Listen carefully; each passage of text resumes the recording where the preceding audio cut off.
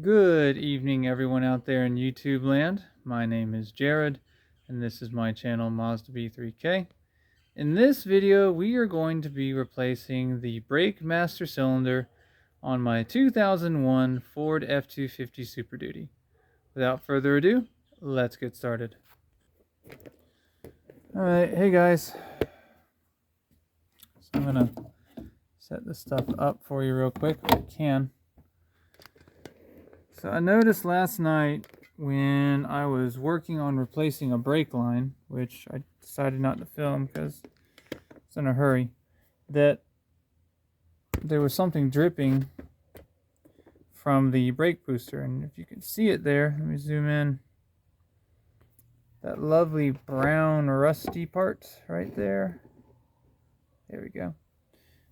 That is from brake fluid leaking from the back of the master cylinder and rusting out, or attempting to rust out, the master cylinder or the brake booster.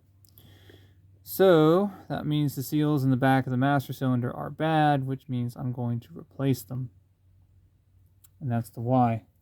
It only leaks under pressure, so if you take a look here, I still have plenty of fluid in here. It's not leaking out just at rest, but it absolutely leaks when you push on the pedal. So we need to take care of that. Before you start this, other than having a new master cylinder, of course, you are going to need some line wrenches. A line wrench is different than a standard wrench. It goes around 270 degrees instead of just 180 like a standard wrench. And I will show you some line wrenches. I had to buy some today. Here we go. Line wrench, as you can see, it goes almost all the way around because brake fittings tend to be a little fiddly. And also, if you round off a tube nut, it's kind of not fun because then you have to cut brake line. So that's totally not cool. So we're not going to do that. So this truck is in SAE. This is a SAE set. It has a different SAE size on each end. So you actually have 6 different sizes here, which is kind of nice. I'm not sure what it is up front. I'm going to go double check it here in a minute. First, I want to finish talking about what's going to have to come off. So we have a sensor that is a brake fluid level sensor. All right, there we go. It turns out when the camera and the flashlight get too close together, it gets pretty wavy. But you have to pull the sensor out for the brake fluid level. And then you have the actual connections in for the front and then rear reservoir. That's what that is right there. So you can't really see the difference inside of this reservoir, but for front and rear brakes. And then if you look right there, that is a safety switch for cruise control. So if your truck has cruise control, there's going to be a safety switch right here where you need to disconnect the sensor. And I think actually you're going to have to transfer over the switch itself, because when you look at the new master, all that's there is a threaded compression fitting spot. So, and also there's the attachment to there it is, the attachment to the brake booster itself. I'm not sure of the size there, maybe 1/2 or a little bit bigger, but it's gonna be SAE. There's gonna be 2 nuts you got to remove there and right there, and that should do it. I'm hoping and praying that my brake booster is still okay, because those are expensive. Anyway, now that we've got all the things that we got to remove, we can get started on removing them.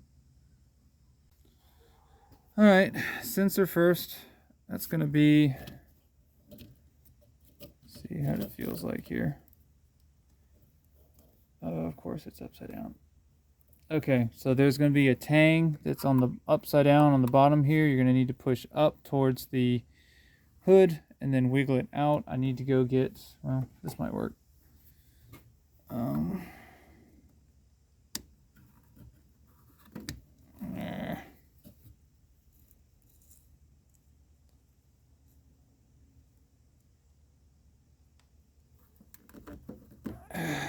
may have to look at this a little more closely.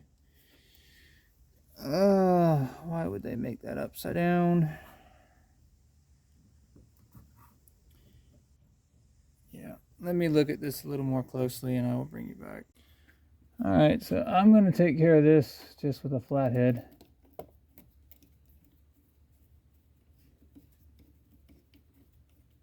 That should be loose. Take care you don't loosen it too much, then you'll undo the clamp, and that's always fun. Come over here. Loosen this up. Let's see. Alright, that came off nice and easy. That line came off nice and easy. Apparently it was holding some vacuum. And then we should just be able to pop that out just like that. Then at the other end, pull it out of the way. Now at this point, I'm just moving it out of the way. If you're sharp-eyed, you'll notice there's an electrical right there. Be nice to that, because the MAF sensor is inside the big old boom tube right here. So be nice to this. I'm just leaving it out of the way. Yeah, that's a little bit crunchy. Never seen a steering rod do that. It's probably because this was leaking for a long time and the previous owner. Show you what I'm looking at. First time I've gotten this view on this truck, so I'm noticing the metal's not bad, but it's a little more rusted than I'd expect for a truck that spent most of its life here in the South. And some of that is probably because the previous owner was not very mechanical, so he saw the leak, probably shrugged his shoulders, and then just kept topping it off because it wasn't a leak that was dangerous as long as he stayed on top of it. So I'm going to set us up. Now we have much better visibility here on our lines. So now I'm going to figure out what we got. The actual brake lines, I can tell you from fixing the line that runs all the way to the rear axle, the fitting is a 7/16 and the line itself is 1/4. So good to know. This looks a lot bigger. So we're going to try a 9/16. And yeah. So that looks like it's the front line, or does Ford, is this still backwards? Ford's got this thing where they'll put the reservoir backward. So I'm not actually sure if that's the front or not. And it dives deep pretty quick, so not sure. Again, hard to tell because you can't see a clear delineation of the front and rear partition in the master cylinder, which is kind of annoying. Let's go ahead and see how bad this is. Oh, that's not bad at all. That's not bad at all. And as a reminder, as you back this out, it's going to start peeing fluid unless you drained it. I haven't drained it, so I'm about to make a mess, but I'm fine with that. And let me get my big plug ready. Okay. Yeah.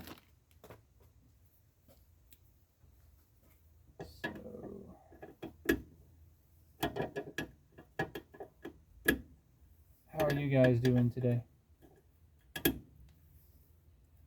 Hopefully a little better than me. I'm working on this because my other truck is acting up, and then my car, which I use to take my kids places because they're still small enough that they have to use car seats and whatnot, it's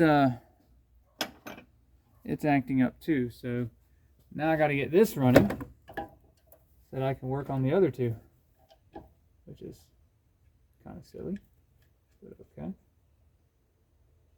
All right, so that's one. The other one looks a little smaller, so we're going to try 1/2. See what that does. This one's going to be a bit more annoying because of its location. Alright, 1/2 does not make us happy.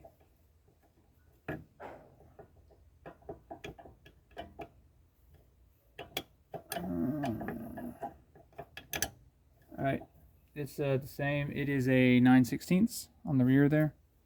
So let's, there we go. Break it loose, and then have this line be super annoying. Now, steel lines, off. Steel lines, you can move around a little bit. Be really careful when you do it, because steel lines will bend a little bit, but not a lot. They will kink instead.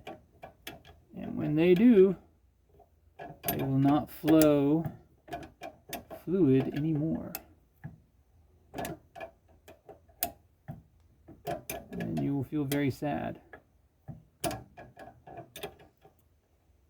fact, what I did to avoid that problem is the new brake line I ran is a nickel copper line. And nickel copper is a dream to work with. You don't need any special bending tools. You can actually just bend with your hands. But it's expensive. It's a lot more expensive than steel line. So, trade-offs. Okay. Color me intrigued. We are not peeing out brake fluid. I have almost always had that problem.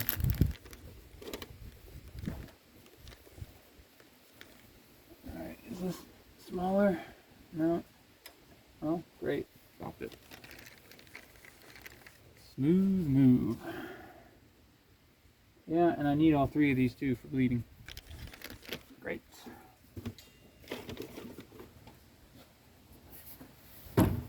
This thing's like a dang mountain. And, did it fall all the way down? Alright guys, I gotta look for that. And then what we'll do next is we're gonna go after the safety switch. Because your new master cylinder will have this, but it's not going to have that. So what we really want to do is disconnect the electrical, and then we need to unscrew the sensor, which is this guy right here. But first, I got to find my bleeder blocker thingy. Alright guys, I lucked out. The bleeder blocker thingy fell all the way down to the concrete, so easy grab. Now I said this is all SAE, that is true, but there are places where SAE and metric overlap. 22mm is one of them. I'm not sure what its SAE counterpart is, because I'm more of a metric guy, but this will work. Oh, that wasn't bad at all. And I'm spinning that around until I can see this. There it goes. See that, and then unscrew this, and I think I've got one more little bleeder blocker thing that I can put in there to keep this from peeing everywhere.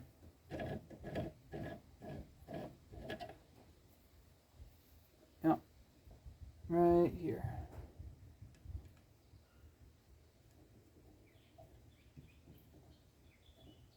Okay. And here is that safety switch for your cruise control. So what this does is when it feels, it's a little pressure switch. So when you tap the brakes, it feels that pressure movement. It might even just be a diaphragm in there or something. It makes a voltage. It sends that voltage signal to the computer. The computer says, hey, you tapped the brakes, and then it turns the cruise off. That's what this guy does. You'll notice it has basically like a little brake fitting that it screws in with. Don't lose that. All right, let's take a look at these guys. So let me go see what size wrench that's going to be. All right, we're back. Swing this around to the center of the action. So it turns out that's a 9/16. Oh, that's tight. In my case, it's probably a bit rust welded because it has been leaking brake fluid. So let's see if I can lean in on this. Otherwise, I may have to get a hammer to persuade it. Oh, that hurts. I need to place it. Oh, that's metal. I can put my foot there. There it goes.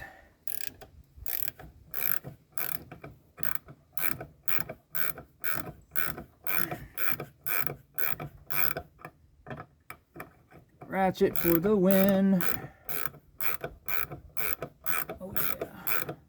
I don't know if the camera's picking it up, but this thing is flaking rust as it's coming out.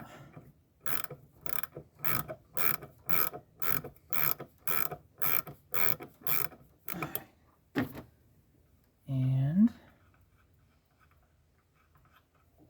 you go. That's one. Now I'm gonna have to take a look, see how we do the other one. Oh, there you go.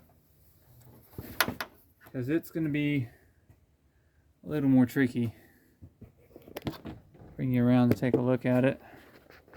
Get the tripod set up for you. Yeah, that one, I'll probably bring you back. You've seen how this has to work. I'm thinking a 9/16 socket on extension to go under the sensor. Just hit it right there. Bring it out like this. Probably 3/8 is what I'm going to do. And I'll bring you back when I'm done. Just kidding. I'm back. Let's see what we can do here.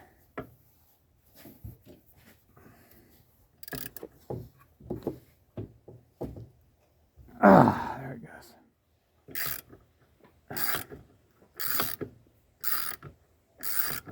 Tools make it happen, people.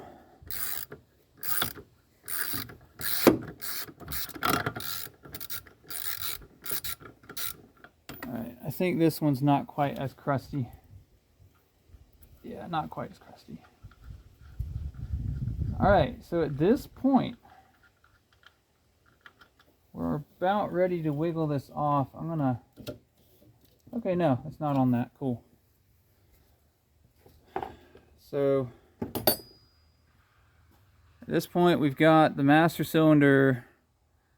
It's loose from the brake booster. We've taken care of the lines. We've taken care of the safety switch. You should just be able to waggle it off. Oh my. That's rough.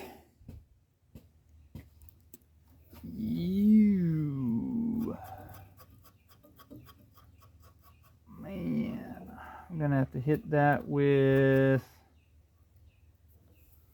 a wire brush. See if I can't clean that up, because these splines are supposed to engage in the back of the master cylinder. And this is probably, I don't know what, this might be a chicken and egg thing, but I know as this rust built up, it would have torn at the O-ring that's in the back of the master, causing this failure. So making the failure worse. So I'm going to hit this with a wire brush, try to get some of this junk out, hit it with some air, clean these threads a little bit. Then we're going to work on getting our new master in. Oh yeah, almost forgot. So we did all this. And so now we can turn. The whole reason I didn't take that one sensor off is so I could do this. I could turn it upside down and see what was up. And try to wonder why Ford designed this so poorly. So you're supposed to push that down and wiggle it out. Why, Ford? Why did you do this?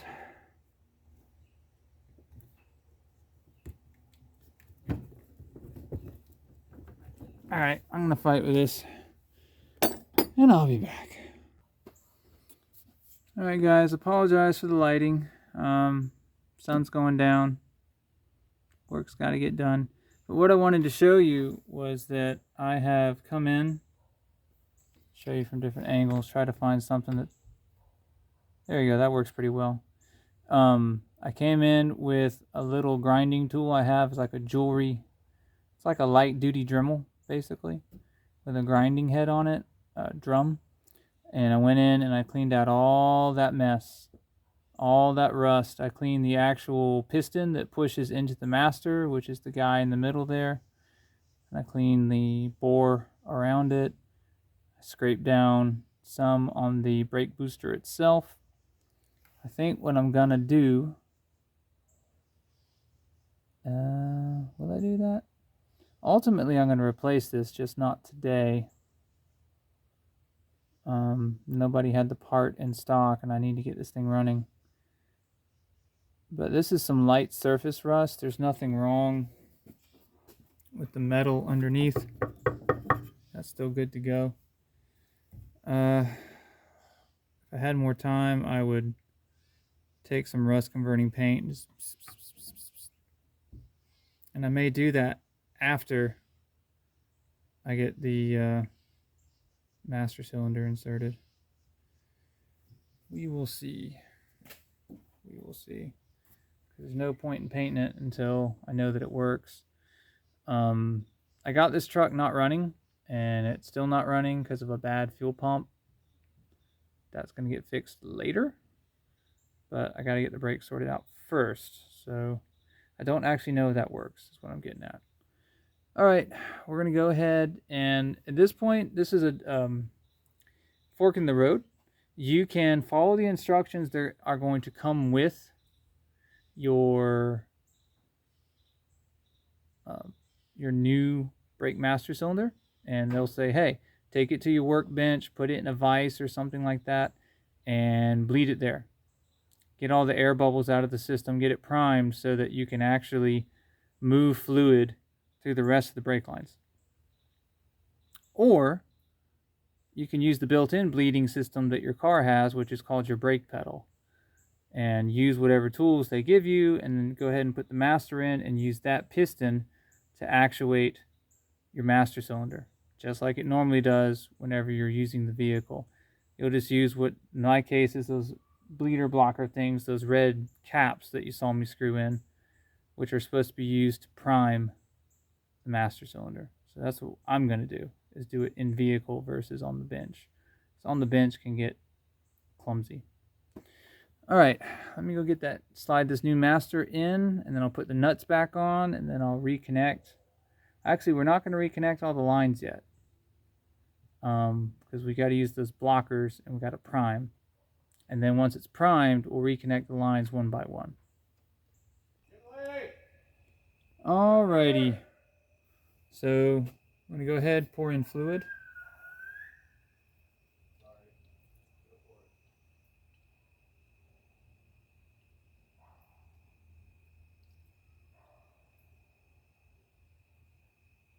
There is a max line to tell you how much to put in. So we're going to fill to the max line. Then we got to work on the whole bleeding process.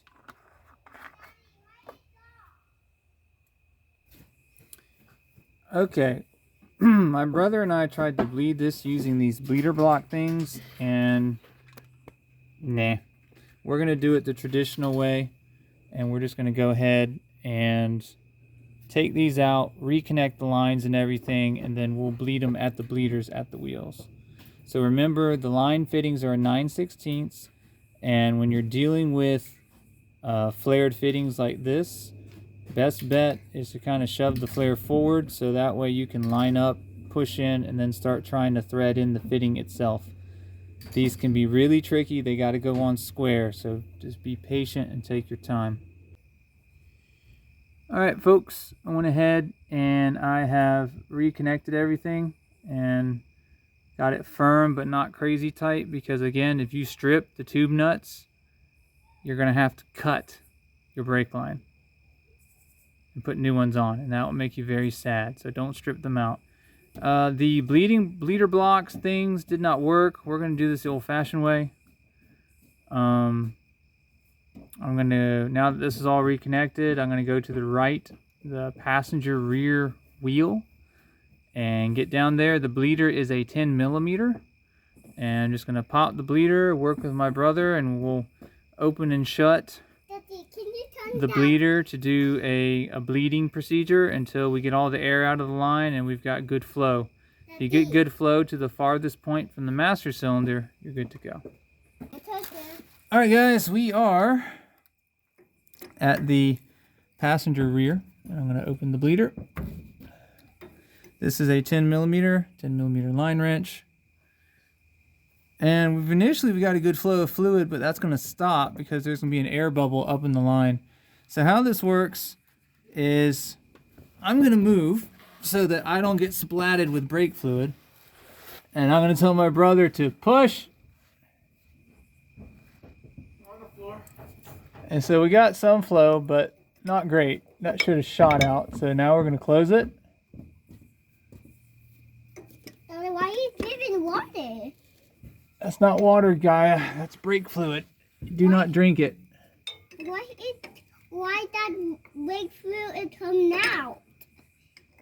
Because we're trying to get all the air out so that only brake fluid is there.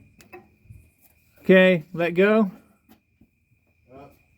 So now he's going to lift the pedal up, and then I'm going to crack this open again. Down. See, not a good flow. We still have air in there we got to get out.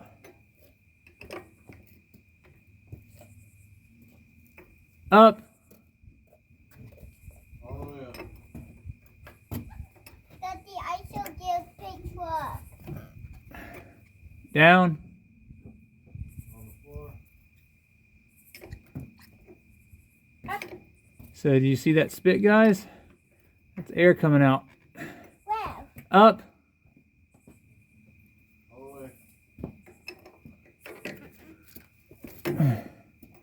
Down. Daddy, on go big truck. On going side. See all that spit you saw? That's air getting out of the line. Daddy, on go with position in the truck. So you keep doing that until when you push down on the pedal, you should see a jet of brake fluid zoom out a couple of feet off a hard push. Alright guys, you know you're in good shape when you push on the pedal and you can only get about, I need to sit properly. You can only get about halfway down and then you're stuck. Which is what you can see, that's where we are before, right after installing the new master, it just went to the floor. That's no good. So you need to work all four wheels, starting with passenger rear, driver rear, and then passenger front, driver front, until you got a nice firm pedal and you get good flow out of each bleeder. Once you do that, you're in good shape. That means the master is engaging appropriately and the piston's engaging appropriately from the brake booster, and you're good. Now, if this engine ran, I would now turn it on and test the brake booster and make sure all the braking felt good, but that's not working for me, so that'll come later once I fix the bad fuel pump, which I can make a video about that if you guys want. It would be for the reinstallation though, because, well, yeah, it's already out. And it was kind of a booger bear. It was in challenge mode because it's got about 10 gallons of gas in it. Anyway, I declare this a successful repair. Good afternoon, everyone. Today is a new day. I know I said repair completed. It's not. I lied. We still have to put the air intake back in and reconnect the MAF sensor, which I have floating around here. There it is. So we'll get that back in and then we'll have a completed repair. After that, I got to go work on a leaky brake line. But also note, overnight we did a lot of stress testing and we bled all the brakes. Notice there's nothing fresh in that wetness there. Or sorry, there's no wetness, no fresh fluid leaking out, so the seal in the back is good. that cleanup I did appears to be working. So, good to go. Let's get this air intake back in. Okay, take a look, lower right of your screen there. This is where the air intake connects to the outside air inlet, where air is actually coming in as the vehicle's moving. We've got two little mounts that we're going to pop the intake back into.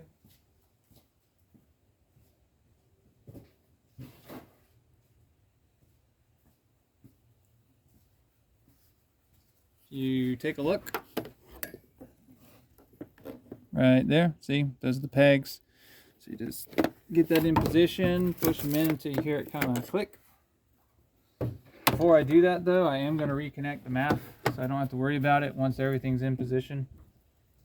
Take care of that real quick. Okay, push till it clicks. Then we're going to get this lined up. Okay, that's lined up. And then, swinging around, we need to put that back on up at the throttle body. And so we get that there, we kind of wiggle it. And now it's wiggled. Tripod's not going to be happy it was sitting on a screwdriver. How about that? You happy, tripod? Okay, that works. So I needed the screwdriver back.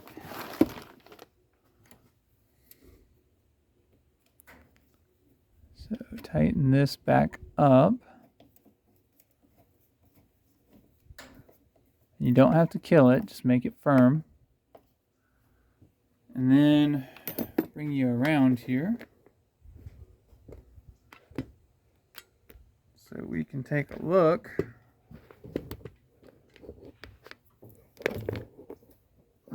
Kind of make it work.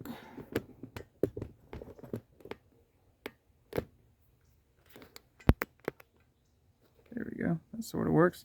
So notice we have two hoses there. One of them's basically already almost put itself back on. Don't know if a clamp really needs to go there or not, but you got this one. So that is disconnected. No wonder it felt so loose. That is disconnected at the other end. I gotta figure that out. You can't see it on camera, but it is. I was wondering why it came off so easy. Alright, I will take care of that off camera.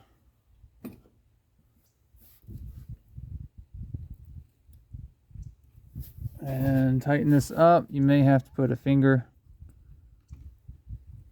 on the clamp.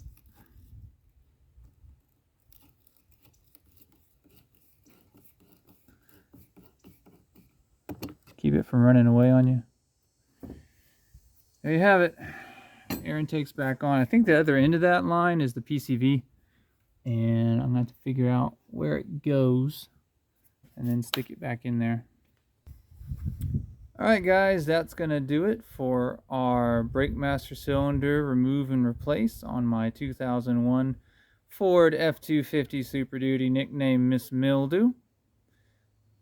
If you got a comment, leave a comment. I read them, I respond to most of them, and I learn from them. Please like, share, subscribe, hit the bell, do all the other YouTube stuff.